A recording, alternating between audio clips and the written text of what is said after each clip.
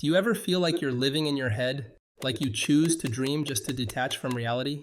As someone who used to constantly do this, I learned 3 ways to turn it into a superpower. If you think you dream too much, but you're also not sure if this is a problem, this video will positively surprise you. Imagine having a movie in your head that's so good you can't stop watching it. The characters, plots, details, and imagery are so vivid that they're more real to you than what's outside your window. That's what maladaptive daydreaming is, and it can get in the way of your actual life. So let's break it down. The real world is everything you can see, touch, and experience with your senses. It's where you learn something new, go to work, talk to people, and create memories. It's the sunlight on your face and the smell of coffee in the morning. Your dreams? They're inside your mind. Do you know what fugazi is?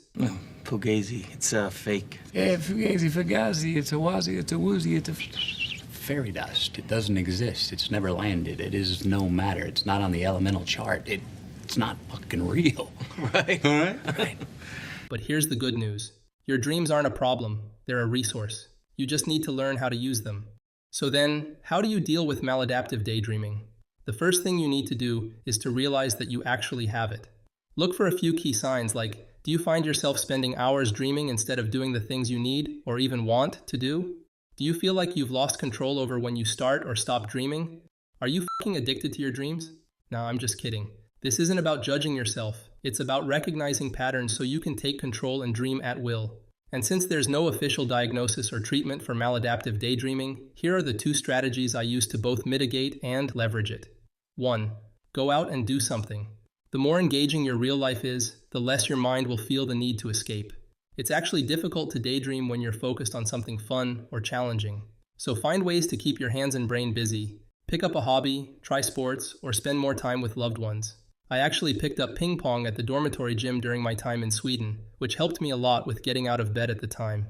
Similarly, during a certain phase of my career where I was feeling super down and unconfident, my ex-boss had suggested that I just go out and play some basketball or something, which I did, and it immediately stopped my overthinking and boosted my energy levels. It's crazy how simple yet effective just going out and moving can be in terms of recovering from depression or just feeling low in general. And 2, write your dreams down.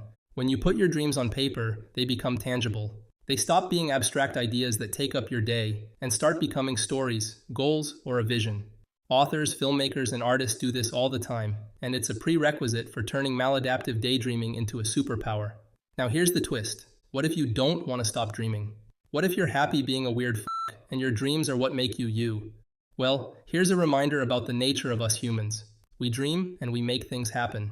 Any technology you take for granted today, any brand you proudly associate yourself with, started as just a crazy dream on a whiteboard. There's a fine line between delusion and reality, and that line is drawn by action.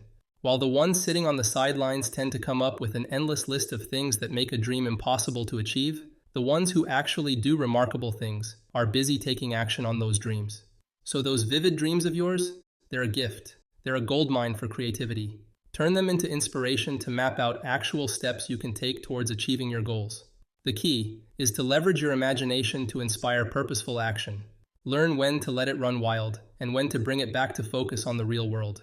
If you spend too much time in your imagination and not enough time acting on your ideas, you will never make them happen. And that's what separates a maladaptive daydreamer from an unstoppable winner who makes history. So what's it going to be? Will you let your dreams pull you away from life, or use them to build the life you've always wanted? The choice is yours. I'll see you next time.